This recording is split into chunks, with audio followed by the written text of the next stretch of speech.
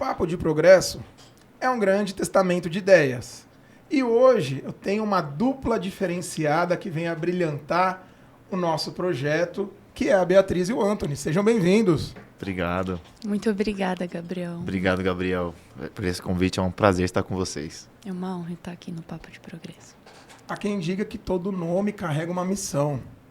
Eu gosto do meu nome, que ele traz essa etimologia de mensageiro.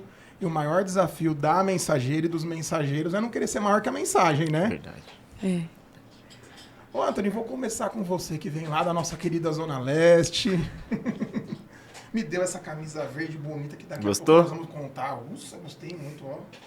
Pra você que está nos acompanhando e nos escutando, é uma camiseta grande, GG, verde. Tá gravado Brave, que em inglês significa coragem. E Deus nos deu um espírito de coragem, né, e não de covardia. Queria que você contasse, Anthony, um pouquinho a história dessa marca tão bonita e inspiracional. Bom, primeiramente, boa noite a todos que estão nos ouvindo e vão nos ouvir. É um prazer estar com vocês. A marca iniciou em uma conversa sobre coragem, né? Já tinha a ideia um tempo atrás, conversando com a Bia e com Deus, sobre algo sobre coragem, desenvolver algo sobre vendas, atender pessoas, vestir homens de coragem. E ficou um tempo guardado na gaveta, uns 2 anos. E no final desse ano de 2023, uma conversa com o Felipe e com a Bia sobre coragem. Eu fui impulsionado a realmente me vestir de coragem. Primeiro me vestir em ideias e depois colocar no papel e depois em prática e produzir. Então a ideia da Brave não é só uma camisa, né? Não é só uma marca, mas é um estilo de vida. Estilo de vida esse que nos induz e nos impulsiona a viver corajosamente. Não é simplesmente uma camisa, mas é a camisa que carrega a mensagem do Evangelho. Então alguém me pergunta, nossa, Anthony, tá com camisa cristã e tal, né? Eu falei, é uma camisa cristã. Entretanto, não é uma camisa só para cristãos. É uma camisa que, assim como o Evangelho, ela veio não só para alguém que está dentro de uma placa, uma denominação ou 4 paredes, mas é para envolver e abraçar gente que está lá fora também. É como o Evangelho. Ela alcança todo tipo de gente para se vestir de coragem. Anthony, que é graduado em gestão comercial, supervisor de vendas, ministro, e numa tarde de oração se concretizou que está lá em Provérbios 19, que eu uso para a minha vida, que a casa, bens, heranças podem vir de pais, mas a esposa prudente é um presente celestial, vem de Deus, né? Com certeza. Conta para mim como que foi essa história de uma tarde de oração, né, Beatriz? Primeiramente, eu estava solteiro, né? Jovem. Sempre estávamos no círculo de oração, evangelismo, entregando panfleto, pregando para lá e para cá. De repente eu vejo uma moça orando e cantando no círculo de oração. Falei, cara, essa menina é diferente. Não fala sobre cantar. A Bia cantava antigamente, gente. Ela não pregava, ela cantava. E quando eu vi ela foi... Cara, eu fiquei encantado à primeira vista, mas só depois de 2 anos que eu me aproximei dela, né? Era o que eu sempre orava a Deus, dava as características da pessoa que eu queria me relacionar, que eu buscava em Deus, que para mim tinha sentido para viver uma vida, uma história a 2. E quando eu vi a Bia, eu falei, Senhor, ali está toda a oração caracterizada e personificada na minha frente. É ela. Então, depois de 2 anos, eu sem me relacionar com ninguém, jovem, cristão, vivendo santidade na igreja, eu encontrei ela e falei, é ela. É a pessoa que eu quero viver a minha vida. Travou aqui, Ale. E agora? Beatriz, o que é importante saber sobre a Beatriz? A Beatriz, ela foi salva pela graça. Ela foi encontrada por Jesus em uma Samaria de profundos pecados, distanciamento, mas foi nesse mesmo poço e nessa mesma Samaria que ela foi resgatada, foi reconectada com o Senhor e principalmente transformada. Importante saber da Beatriz é que ela ama a palavra, que ela ama ficar com o Senhor, que ela tem 2 filhos lindos e um marido maravilhoso. Que ela gosta de conversar, mas não muito, porque ela é melancólica, então ela precisa do tempo dela. Que mais? E como nós conversamos aqui sobre dar características, né? O nome carrega uma mensagem. A Beatriz gosta de fazer os outros sorrirem. Antônio, o que faz a Beatriz sorrir? Primeiramente, a palavra, cuidado, carinho, serviço, que faz ela sorrir, cuidar da casa, ser atencioso, ser um bom pai e tratá-la com carinho todos os dias, mas a linguagem de amor dela é serviço. É serviço. Como eu faço minha esposa feliz é servindo ela, servindo a minha casa, sendo pai, marido e sendo o Anthony, que ela conhece. Há quem diga que a linguagem de amor de Deus, uma delas, é a obediência. Sim. Só que nós temos algumas cicatrizes, dá para perceber. E ontem nós estávamos no Instituto Teológico, onde nós estudamos uma aula bem tranquila, uma mensagem para você, espectador que nos acompanha. Já pagou o preço da teimosia, Beatriz? Carrego muitas marcas da teimosia. Eu costumo falar que, infelizmente, algumas consequências farão parte da nossa vida para sempre. Algumas marcas ficarão em nós para sempre. Então, eu carrego algumas marcas ainda da teimosia, mas também todas elas testificam o amor, a graça e o resgate de Deus na minha vida. Sei que você gosta do Alain Brizotti. Ele diz para mim esses dias numa sessão de psicanálise, de mentoria, que a cicatriz ela tem duas histórias no mesmo lugar. Onde teve dor, hoje tem cura. Sabe, Anthony, quando eu tinha 8 anos, eu tinha sonho de ser jogador de futebol. Eu estava chutando a bola na parede e o pai das minhas irmãs, ele saiu, olhou para mim e falou: "Você nunca vai ser nada. Você nunca vai ser um jogador de futebol." E por anos eu carreguei aquelas palavras no meu inconsciente. Eu tentava me provar em certificações, eu tentava me provar em cargos, em lideranças. E eu percebi que a partir do momento que eu assumi que aquela dor daquelas palavras elas não eram minhas, minha vida começou a ganhar um novo sentido. Uau.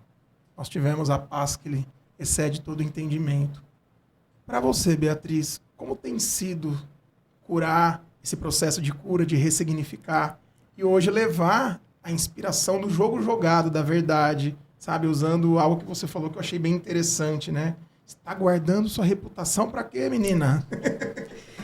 Eu amo uma passagem, quando Paulo escreve a igreja que está em Filipos, ele escreve para tratar um problema.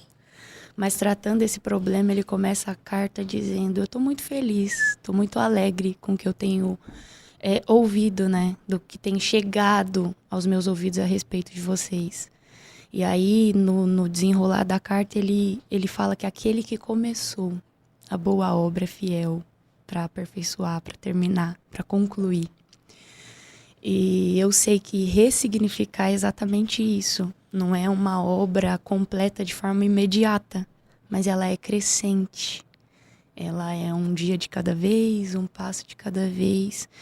E fazem 8 anos que eu provo desse ressignificar em todas as áreas. Primeiro, de forma particular, como mulher, como filha, aí depois como mãe, depois como esposa, e eu acho que engloba tudo assim realmente como uma cidadã, né? Então, ser hoje a mensagem que um dia me alcançou é ser também. Eu gosto muito de Paulo quando ele diz que alguns são como cartas vivas, né? Então, para mim, ser essa mensagem, carregar essa mensagem é ser essa carta. Que às vezes será lida de forma parada, mas às vezes precisará a mensagem ser tão clara que até quem passa correndo vai conseguir ler, né? E também foi o que foi falado na nossa aula de ontem. Nós somos a Bíblia que muitas pessoas um dia lerão. Sim. Não é verdade? Verdade. Beatriz, como foi esse processo de perdão, de cura, de ressignificação, de transformação? Gabriel, se eu falar assim, que eu tenho um dia específico, uma hora específica, realmente o único dia específico que eu tenho é quando o Senhor me encontrou em casa, naquele dia, quando eu achei que o suicídio era a minha saída. E Ele não me deixou fazer através da vida do Eduardo e da Elisa. Quando eles acordaram e Elisa abraçou minhas pernas. Então ali começou. Mas se eu falar para você assim, outro dia específico de cura, eu não consigo trazer isso em um dia só. Mas eu acho que no caminhar e no prosseguir em caminhar com o Senhor, eu fui sendo curada. E eu confesso que até hoje eu ainda sou, porque como eu disse, tem cicatrizes, tem consequências que elas não vão ali terminar naquela nossa colheita imediata, mas elas serão para sempre parte da nossa colheita. E então eu fui me curando nisso, que algumas coisas eu nunca mais iria poder mudar, mas eu estava ali com oportunidades de sementes serem plantadas novamente. Então eu não tenho um dia específico, mas eu acho que caminhar com o Senhor, obedecer a palavra dele, ouvir.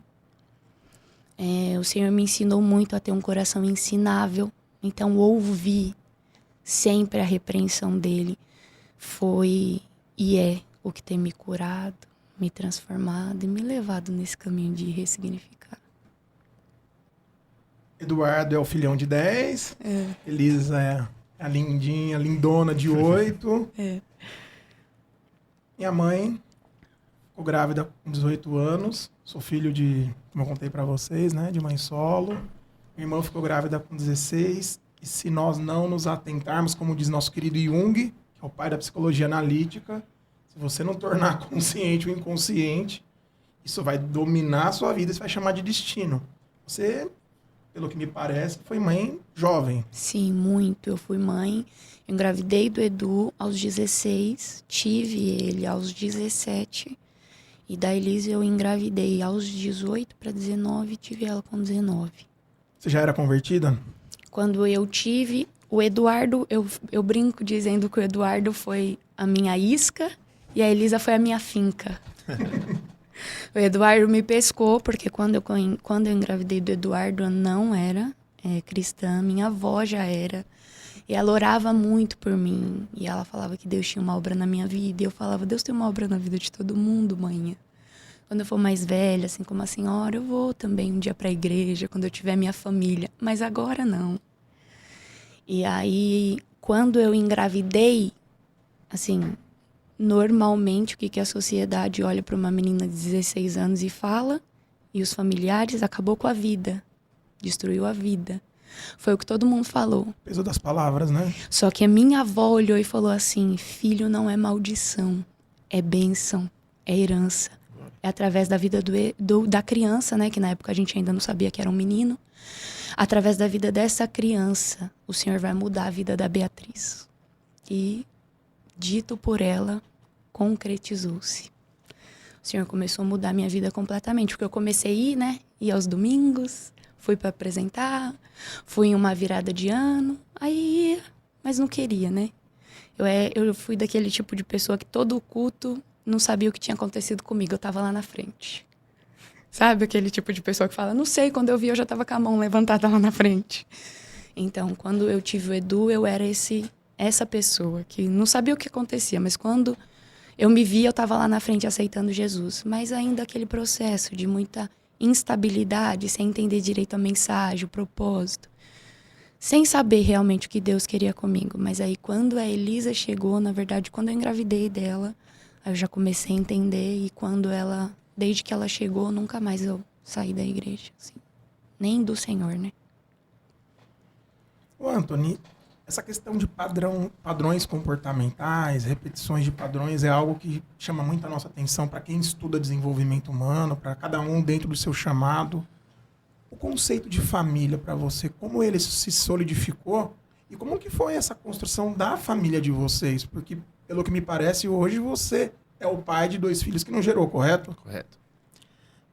Primeiramente, para mim, família no conceito cristão, né? Casamento, Um homem e uma mulher que se amam e gera. É o padrão hoje, né?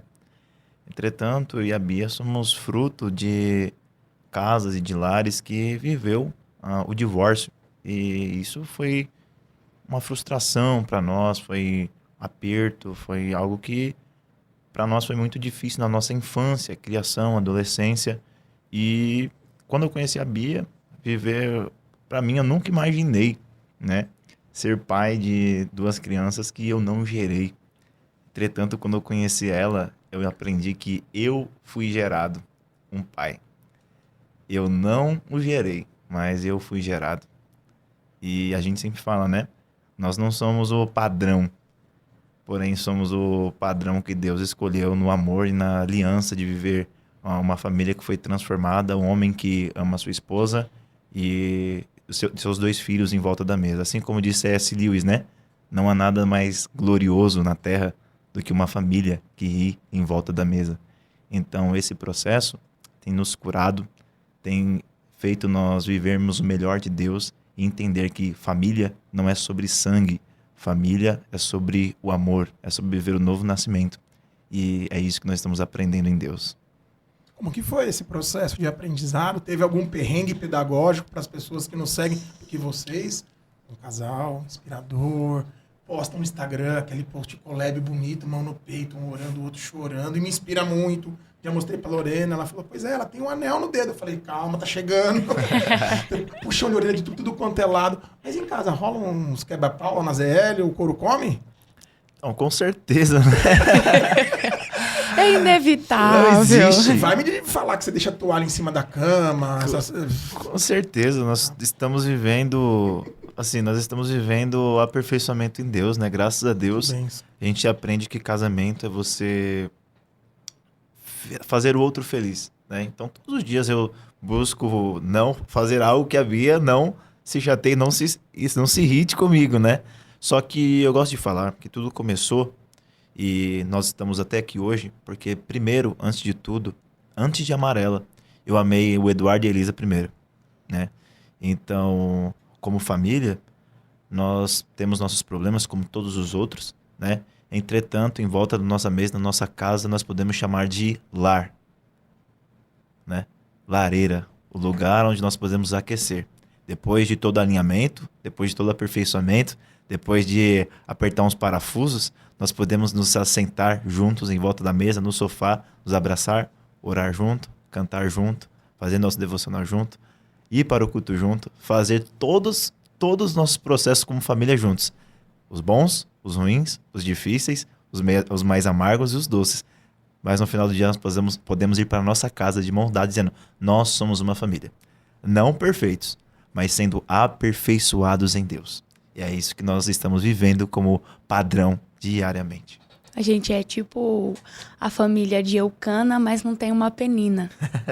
Mas tem irritação na hora de subir pro sacrifício, tem menino brigando atrás no carro. Mãe, pegou, mãe, fala baixo, tá dirigindo. Pra acordar, choro. Juntos há quanto tempo?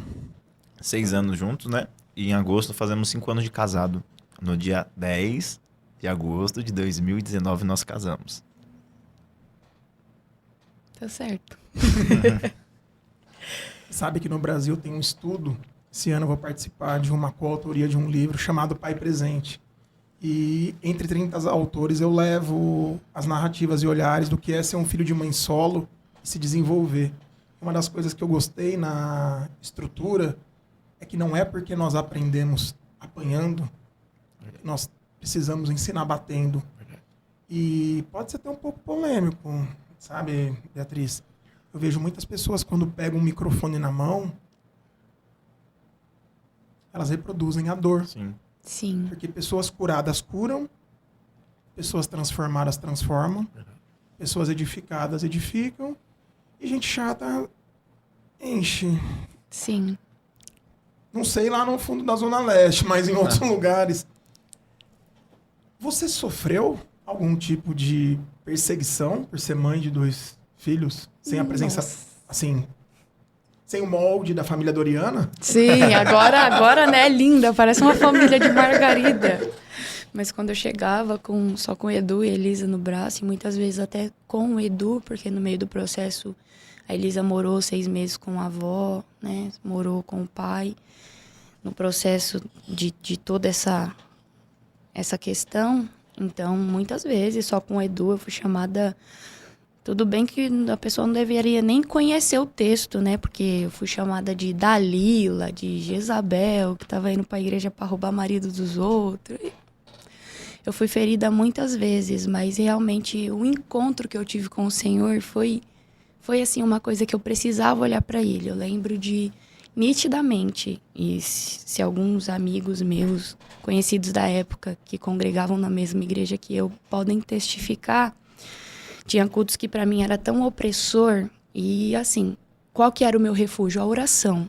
Então, quando eu me converti, não que hoje eu não ore, mas eu orava muito mais, assim, muito, muito, muito, muito mesmo. E aí, tinha cultos que eu sentia o Espírito Santo querendo, né, me tomar, me dava profecias. Só que por conta do cenário tão opressor, eu me segurava ao tal ponto no meio do culto que eu ia ficando vermelha aqui, assim. Ia ficando vermelha, vermelha. Eu sentia aquele fogo.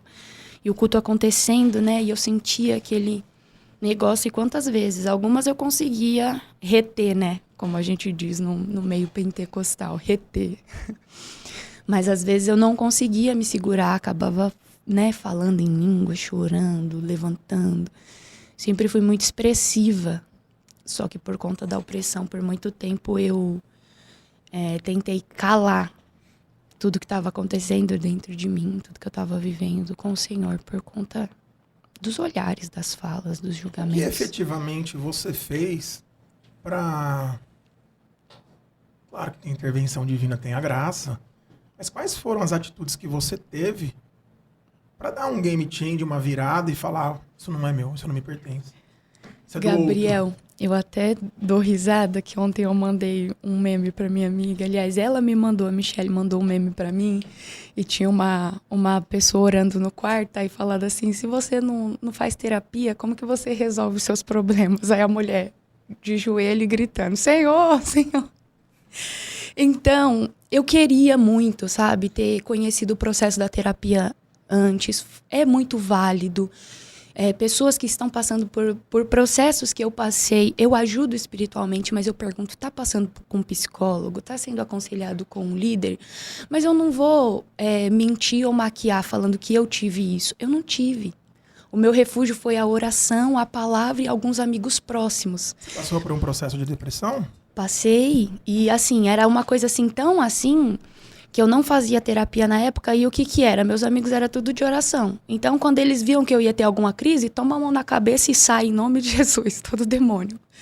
Assim, hoje eu falo rindo, porque hoje eu vejo o tamanho da ignorância, mas infelizmente eu sei que talvez alguém que vai ouvir esse podcast tá passando por isso, e dentro da ignorância ainda faz isso. Muita gente. Muita. Só que na época era o refúgio e comigo funcionou.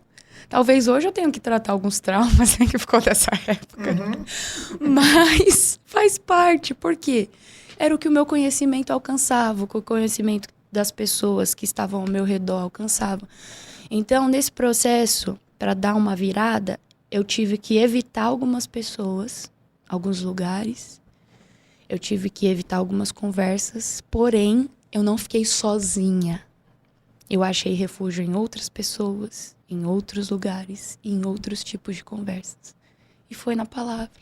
Foi em pessoas que eram amigos de Deus, de amigos da palavra. Às vezes podia até ter alguma interpretação errada. A mão na cabeça era de forma equivocada. Mas tudo isso foi feito de uma forma muito genuína, querendo me ajudar, sabe? Eu lembro um domingo que eu fui na EMAF. Aliás, tem um amigo que ele é modelo, os pais dele são pastores. Eu tava viajando e ele falou, cara, vai ter uma apresentação do David Leonardo. Tá a fim de ir? Falei, tô. Ai, bicho, é longe, hein? Lá da nossa casa dá uns 20 quilômetros. Falei, é bom que eu vou só uma vez, não preciso ir mais. Tá. É sempre assim que começa. Igual a gente no culto da virada. Só no culto da virada. E uma das coisas que me marcaram e marcam é que em meio a 3 mil pessoas, praticamente 90% vai a Bíblia impressa, uma caneta, um estudo. O dia que você estava realizando a exposição, né, ministrando, você comentou, você deu o testemunho, que às vezes a gente esquece que as nossas cicatrizes, elas carregam as nossas melhores histórias. Sim. Verdade. E por muito tempo eu tentei esconder, né? Andar de manga comprida e falar, Senhor, deixa essa história no passado. Ninguém precisa saber. Olha como a minha família parece a da Margarina Doriana, da Quali. Então ninguém precisa saber mais o que aconteceu lá. Só que entra aquilo que você falou, que é a frase que chamou a atenção. O Senhor começou a, de forma muito latente, falar pra mim. Tá guardando a sua reputação pra quem? Não tenha a sua vida por preciosa. E aí, quando eu fui entender isso, eu vi que era Paulo declarando, dizendo, não tenho minha vida por preciosa. E eu falei, o cara era membro do Sinédrio. O cara era respeitado. Era o cara. E não teve a vida dele por preciosa. Eu era mal falada, todo mundo falava de mim. Querendo ou não, tinha realmente as suas evidências para falar aquilo. E agora que eu fui transformada, que eu não sou mais essa pessoa, pelo contrário, eu sou uma nova mulher em todas as áreas, por que eu não vou falar? Aí eu comecei a entender a importância de arregaçar as mangas e dizer, tá cicatrizado, não tá mais sangrando. Uma coisa que eu gostaria de ter aprendido com 14 anos é que Pedro fala da questão do porco na lama, né? Só que não foi explicado para nós que essa lama é de Nutella.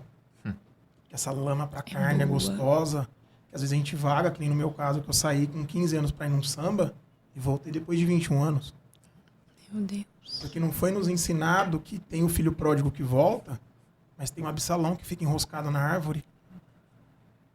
Que hoje tem milhares de pessoas que já foram batizados, Verdade.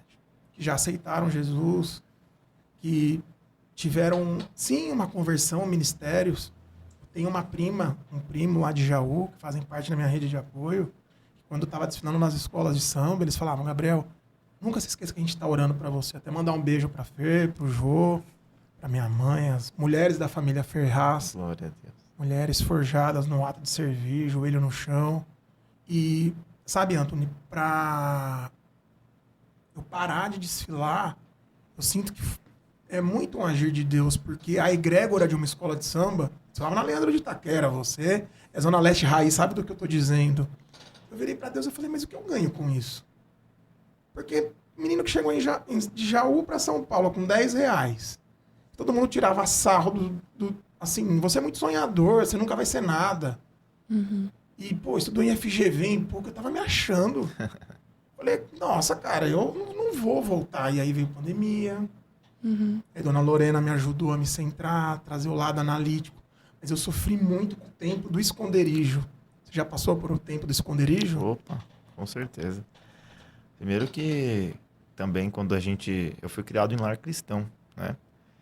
Porém, depois da separação dos meus pais, eu passei a desacreditar de Deus e tudo que eu tinha como conceito de família foi destruído. Eu falei, se a família não existe, para mim Deus não existe. E tudo que eu queria era passar do outro lado da rua de uma igreja, né? Embora eu voltava também, voltava.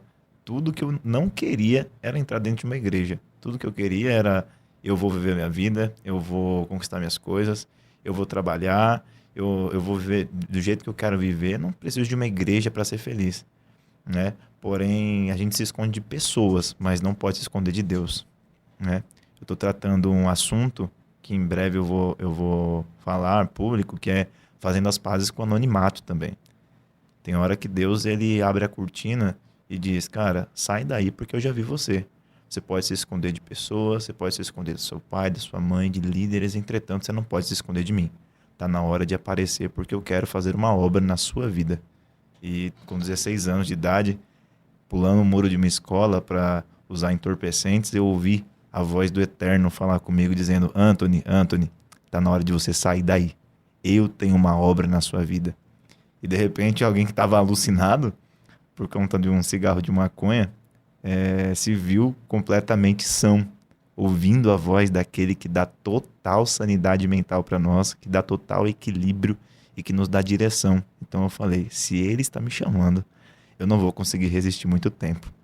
E aconteceu que em 16 anos ele me resolveu tirar da lamaçal do pecado e me colocar lavado e remido no sangue do Cordeiro para levar o evangelho para as pessoas. Então foi esse processo que eu vivi na minha adolescência. Eu vejo algumas pessoas falando sobre que alguns impactos em testemunhos, parece que eles têm mais força quando usa aquela lei do ex, né? Não, porque eu fui, eu aconteci, eu errei. A grande questão é que algumas pessoas, como acho que é o nosso caso, que cresceu num lar religioso, cristão, e sai, e volta, e lembra o que é de fato primeiro amor, é diferente de pessoas que ficaram a vida inteira esquentando o banco, e não necessariamente ministério, mas tem a síndrome do irmão do filho pródigo. Sim. Sabe, não é a questão de ser lei de ex, que precisa ter essa... Nossa, eu matei, roubei, quase morri de overdose. A questão é se você que está dentro, você consegue acolher quem está chegando. Sim. Porque o grande problema do que eu percebo é que um ministério cuidando de pessoas hoje está cada vez mais defasado. Às vezes você está numa igreja que tem muita gente e você não conhece ninguém. E um dos grandes desafios pós-pandemia é que hoje existem ministérios em grandes nações como Londres da solidão. Que as pessoas elas estão se polarizando, elas têm os seus clusters, ela tem seu povo. E quantas mensagens você recebe? Está tudo bem contigo? Será que nós estamos crescendo ou estamos inflando? Porque tem muito cristão de IBGE, né? O Brasil hoje tem 80% de pessoas religiosas, entre judaico-cristãos, evangélicos, católicos. Mas será que nós estamos, Beatriz, passando por um processo de fato de regeneração, de santificação, de justificação, esse processo da salvação? Será que de fato nas nossas testas está escrito, poxa, essa pessoa é diferente? Nem melhor nem pior, apenas diferente. Verdade. Eu acho que, infelizmente, esses números mostram, como os jovens dizem, o hype, né? Porque virou moda, virou legal. O que antes era preconceituoso, hoje não. Tanto que no desenvolvimento humano, você que é da área, especialista na área, sabe o quanto eles falam sobre a importância da espiritualidade. Então tem gente que se agarrou aí, que é cristã, que é cristã, pelo fato dessa... eu preciso ter uma espiritualidade, eu me identifico com essa. Só que aí não abraça os contras, né? Não abraça os ônus, só quer os bônus. Não abraça o negue-se a si mesmo. Tome a sua cruz. Não abraça o tem que nascer de novo. E aí acaba se tornando só um número, né? Não, de fato, uma mensagem. Eu acredito, Gabriel, que é inevitável quando alguém se encontra com Cristo não fazer alguma diferença na sociedade em si. Alguns, como no dia que o Anthony pregou, vai ser dentro da sua casa. Vai ser como o gadareno. Cristo, deixa eu te seguir? Jesus, deixa eu ir contigo? Não. Volta para sua casa. O maior prejuízo foi aí dentro, mas a maior restituição também vai ser aqui. Se a cidade toda foi prejudicada pela possessão de demônios que estava em ti, essa cidade vai ser abençoada pela transformação que é feita em ti. Não que esteja escrito exatamente assim no texto, mas é assim que eu vejo o texto, sabe? Sim. Alguns ele faz, volta para sua casa, mas outros é crescente. Pode até começar na Judéia, mas vai para Galiléia, Samaria, até os confins da terra. Mas uma diferença na sociedade você tem que fazer. Tem que fazer alguma coisa. O que significa espiritualidade para você hoje? Olha, eu acredito que o ser espiritual que realmente vive uma espiritualidade, ele não anula a sua humanidade. Porque Deus é um ser espiritual, certo? Só que quando ele criou o mundo, no Jardim do Éden, ele formou do pó um homem, um humano.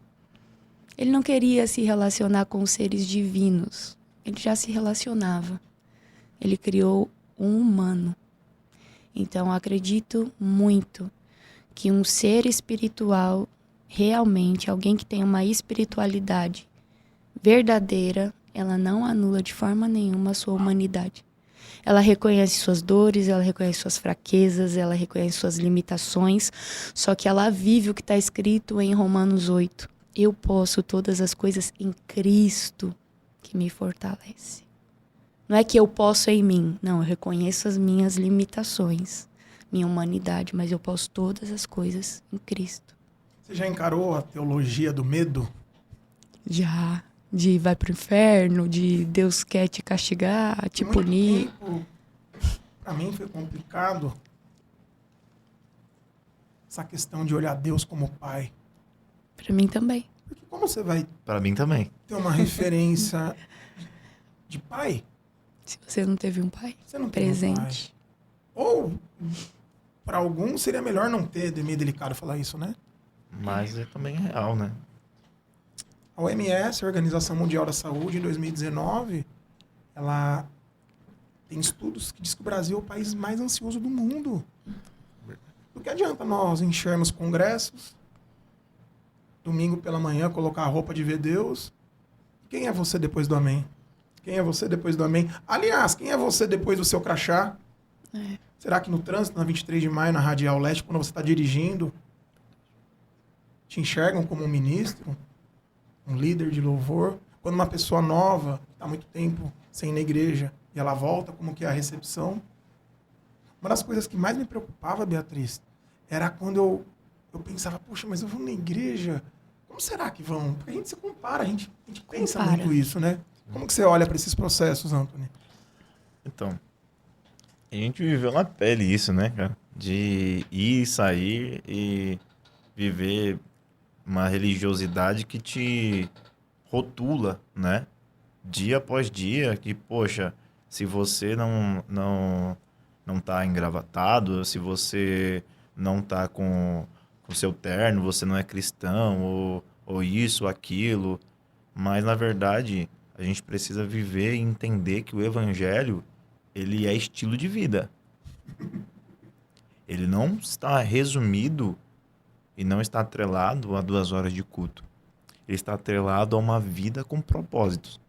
E uma vida com propósitos é como o livro do Discípulo Radical, de John Stott. É uma vida enraizada em Cristo. Então, todos os rótulos, eles se rasgam. Todos os códigos, eles se quebram quando nós estamos enraizados em Cristo. Há uma vida nutrida aí quando tem raízes, né? Então, o discípulo radical, que é o nosso propósito, nosso alvo, ele é radical em 4 paredes na igreja, mas ele é radical no casamento, ele é radical no trabalho, ele é radical na faculdade, ele é radical na escola, no fundamental, no médio, ele é radical nas ruas. Ele não é alguém que se isola de todos. E ser radical é diferente de ser revoltado, né? Exatamente. Tanto que eu até falei sobre santidade um tempo atrás, no discipulado na igreja, que a santidade no padrão de Cristo não é a exclusão, não é se esconder de todos, porque Cristo andava com pecadores, prostitutas e ele era santo. Então a santidade para Cristo é a inclusão no sentido de estou perto de você, não faço o que você faz, mas estou aqui para te mostrar que há uma nova direção a partir de mim. Há uma janela aberta, há uma esperança a partir de mim. Então todos os rótulos se quebram. Seria uma maneira de pensar que a sua vida é a melhor pregação? Com certeza. Exatamente. Né? Eu gosto muito do livro de John Stott, Discípulo Radical, e é o que Cristo diz em Lucas, né? Capítulo 14, quando ele fala sobre o preço do discipulado. Né? Ele diz, quem quiser seguir a mim e não aborrecer seu pai, sua mãe, sua família, não é digno de mim. Então ele está falando, você precisa, você até ama, você até gosta, você até tem laços fraternais. Porém, o meu laço fraternal, a nova vida a partir daqui, o amor por mim precisa ser muito maior do que do amor de qualquer pessoa. O amor que você tem pelo seu pai, pela sua mãe, pelos seus filhos, não pode ser maior do que o amor que você tem por mim. Faz churrasco ainda?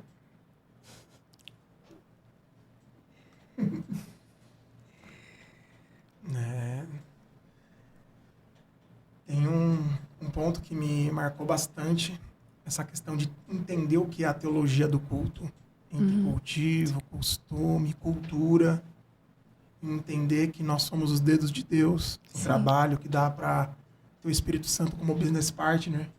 Tem um livro do Timothy Keller, Como Integrar Fé e Trabalho. Lembro que eu estava em uma das aulas do ITEPA, um Instituto Teológico Sério, que tem sido um grande divisor de águas para a minha vida. Tem sido uma bênção. Para a nossa também. Porque na filosofia nós aprendemos a argumentar o amor à sabedoria. Só que na teologia nós nos conectamos com a própria sabedoria. Consumador e realizador de todas as respostas. Verdade. Eu lembro que no intervalo, quando eu fui pegar um café, bem desanimado, eu recebi um boa noite cheio de sorriso. E eu fui convertido por um café e um sorriso. Na hora que eu saí desse café, eu vi uma biblioteca, falei, poxa, igreja que tem Bíblia impressa já ganha meu coração. Com biblioteca, tem muito essa questão pelo amor ao aprendizado, estudar, questionar. Igual Davi, as pessoas elas ficam meio preocupadas com pessoas questionadoras, né?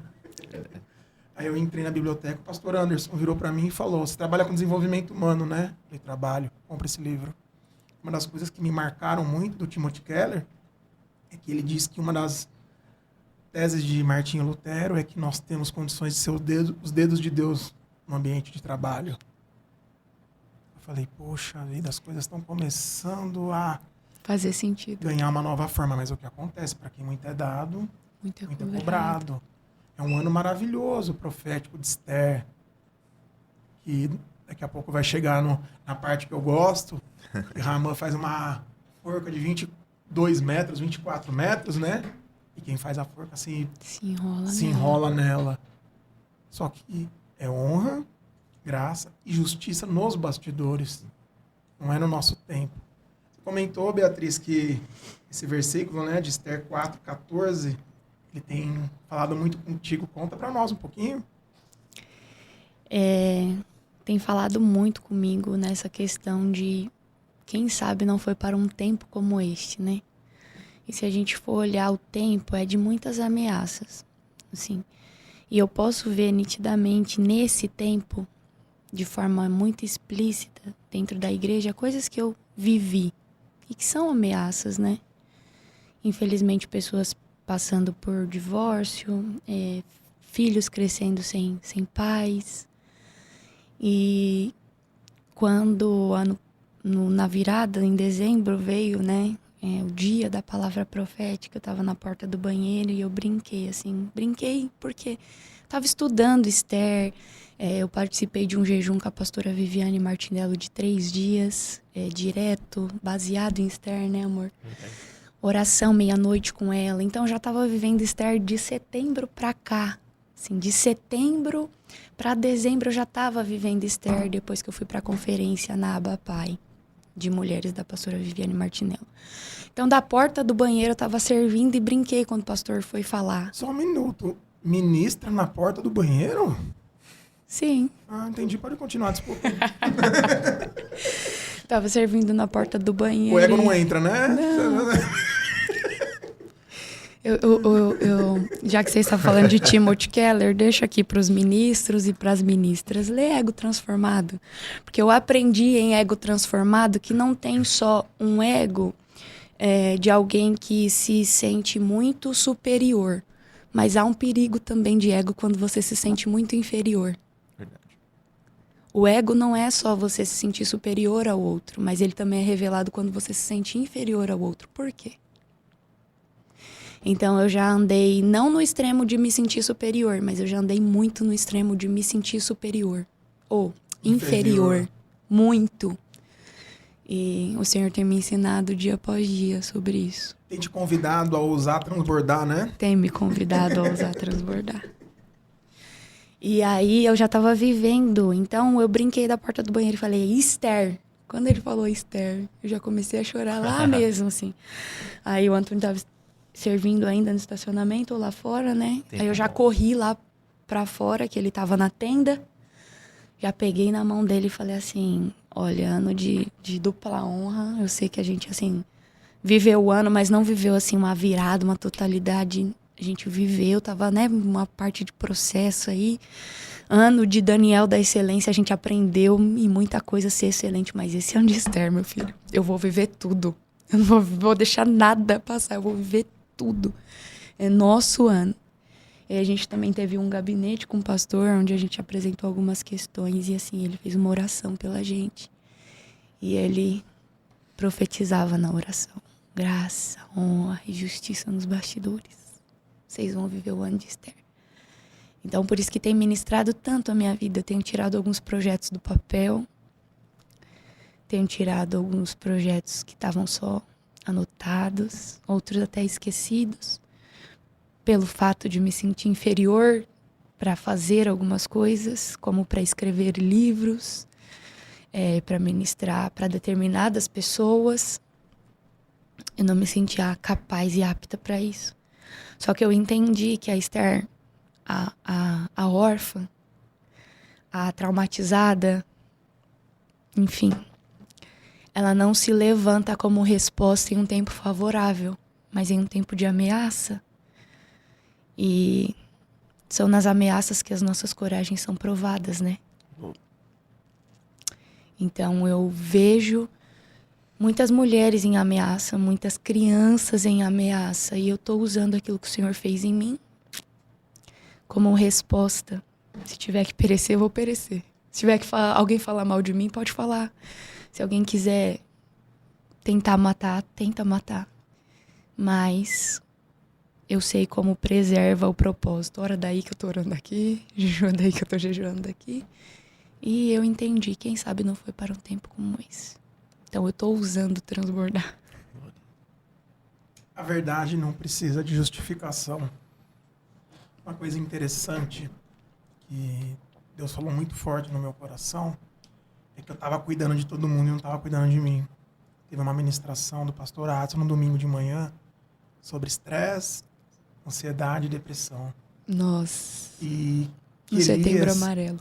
conseguiu ajudar, ele conseguiu fazer coisas interessantes, até milagres, só que ele se enfiou numa caverna.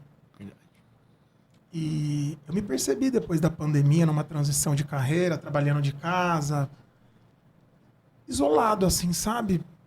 Num momento delicado, a Lorena viajando bastante.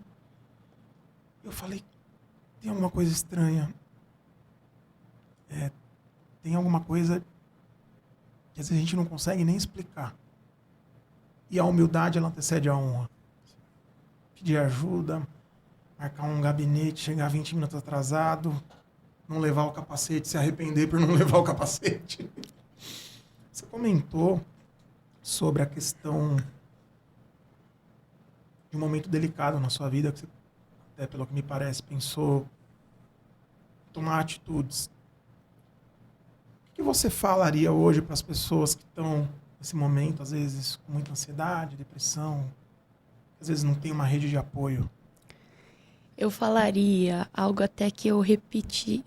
Seria, na verdade, uma repetição, né? Porque eu já falei isso antes. Mas eu falaria que tem um depois disso. Tem um depois disso? Tem um depois disso. Como assim, Beatriz, tem um depois disso? Quando houve, né, a desolação, que o templo foi destruído, que Israel foi toda destruída, o que quem estava tanto lá como quem foi conduzido ao cativeiro babilônico via? Destruição, desolação, utensílio do templo roubado. Só que a história continua. E quando a história continua, tem um depois disso. E Ezequiel 40 começa a mostrar a reconstrução. O Senhor começa a mostrar para Ezequiel como seria a reconstrução. E no capítulo 47, um rio começa a fluir do altar. Águas começam a fluir do altar. E quando essas águas estão fluindo do altar, a água viva invade até o mar morto. Os peixes ganham vida, as árvores ganham vida e a reconstrução é completa. Então, para alguém que está ouvindo esse podcast e tá pensando que tudo acabou, tá se sentindo fragilizado, triste, deprimido, por várias situações, e são válidas. O que você consegue enxergar agora é destruição. Mas eu quero te dizer que se você continuar caminhando, você vai viver o depois disso. Porque hoje eu só tô aqui falando pra você porque eu vivo o depois disso. Há 7 anos atrás eu achei que não ia ter um depois disso. Só que é por isso que eu falei no início que eu não consigo te falar um dia exato que o Senhor sabe, que foi assim uma virada. Um dia exato que o Senhor me transformou de vez. Não, foi uma coisa gradativa, sabe? Um dia de cada vez. Foi uma coisa processual. Foi uma coisa que foi acontecendo. Só que hoje eu vivo o resultado do depois disso. Então, da mesma forma que eu vivo esse resultado do depois disso, que você também viva aí. Que você não desista, mas que você continue, porque águas vivas fluem do altar. Esse papo tá tão gostoso. Já tá tão acabando, intencional. né? Meu Deus! Eu gostaria de dar honra a quem merece honra, deixar um grande abraço para toda a equipe da Gramofone, pessoas intencionais excelentes, o seu ato de servir. Para finalizar, Anthony, agradeço a camiseta verde, aguardo o endereço para o próximo churrasco. Tetelestai, hein? Opa. Essa daí é Tetelestai. Esquecendo-me das coisas que para trás ficam, o que isso significa para você. E já deixa seu alô para quem está nos seguindo, para você, espectadora, espectador que nos assiste no YouTube ou nas demais redes nos ouvindo. Nosso progresso é para benefício de muitos. Filipenses 3:13. Meus irmãos, não que eu já o tenha alcançado, mas uma coisa eu faço, esquecendo-me das coisas que para trás ficam e avançando para as que estão adiante de mim, eu prossigo para o alvo. Então esse texto, ele se resume em mim em alguém que esqueceu. Esqueceu, às vezes, as cicatrizes, esqueceu o passado, esqueceu as marcas, esqueceu aquilo que foi apontado lá atrás e está olhando para frente. O retrovisor do carro, ele serve para mostrar de onde você saiu e agora para onde você está apontando. E não é o seu dedo que está apontando, mas é o dedo do Senhor. É a lente do Senhor, é a mão do Senhor, é os passos dele. E é esse o meu alvo, seguir aquilo que ele já trilhou para mim, para que eu possa, no fim de tudo, alcançar o prêmio da soberana vocação de Deus em Cristo Jesus. E é o meu pedido para você. Esqueça das coisas que para trás ficaram. Prossiga para o alvo, não teu, mas o alvo dele, Jesus Cristo. Muito obrigado. Uma grande honra ter vocês aqui. Honra toda nossa. Nossa. Beatriz, rolou? Rolou, foi muito bom, gente. Deus abençoe, Gabriel. Deus abençoe. O nome da gravação. Depois corta nessa parte. Não, a gente continua, então. Essa vai ser a melhor parte. Beatriz, eu já sei, é o tipo de resposta que limita potencial. Eu acredito muito que a humildade, ela antecede a honra. Eu acredito muito que é importante nós termos uma rede de apoio. Eu queria pedir para você deixar uma mensagem, principalmente para as espectadoras que nos acompanham, que às vezes têm uma jornada dupla, tripla, como era minha mãe. Eu lembro uma vez de ela pegar eu e minhas irmãs e levar numa escola dominical, só com o dinheiro da passagem. Porque ela ensinou a criança no caminho que devia andar. E um dia, no meio do AMB, com 100 mil pessoas, eu ouvi um intérprete gritando, se Deus é por nós, quem será contra nós? Eu falei, rapaz, se Deus está gritando aqui no meio desse povo, eu vaguei. Glória. Mas eu consegui voltar, mas eu sei de muita gente que não voltou. Tem muito ex-pastor em presídios. Conhecia muita gente, ex-batizada, que tocavam comigo na escola de samba. Queria agradecer vocês. Eu que agradeço. Nós que agradecemos. Uma honra estar toda aqui. nossa. Bom, uma mensagem que eu queria deixar para você que vai ouvir e por algum acaso tá afastado, tá longe, mas sabe o seu lugar de origem, é que certa feita Jesus decide passar por Samaria para atender uma necessidade. E não era uma necessidade apenas da cidade, mas eu gosto de dizer que era uma necessidade dele também. Porque ele é o remidor. Ele veio para redimir todas as coisas. Então ele passa por essa cidade porque essa cidade estava no plano original. Apesar dos judeus estar fazendo toda a volta pela Pérea, pelo Jordão, para evitar Samaria, ela é o meio. E normalmente é no meio que a gente desiste. É no meio que a gente desanima, é no meio que a gente não quer mais. Mas Jesus faz a questão de passar no meio para atender uma necessidade. E atendendo essa necessidade, ele se encontra com uma mulher errada. Perdida, frustrada. Mas depois de uma longa conversa e de uma confissão. Porque não há transformação sem confissão. Não há transformação sem reconhecimento. Não há transformação sem verdade. Depois de uma longa conversa e de uma confissão, ela deixa o cântaro dela e vai anunciar a toda a cidade que lá em Samaria o resgatador está, que o Messias está, que aquele que viria para redimir todas as coisas está. Talvez nos lugares que você tenha evitado, são exatamente os lugares que o Senhor quer te encontrar. Nas conversas que você tem evitado, são exatamente as conversas que o Senhor quer te encontrar. Os ambientes que são desagradáveis, talvez por causa do olhar, do julgamento, da sua situação, da sua verdade, é exatamente o lugar que o Senhor quer te encontrar. São nos lugares ordinários que Ele encontra e transforma no extraordinário. Então não evite o meio. Atenda a necessidade e seja transformado por Ele. Muito obrigado. Para você que nos acompanha, o podcast é um testamento de ideias. Até a próxima! Esse podcast foi produzido por Gramofone Podcast.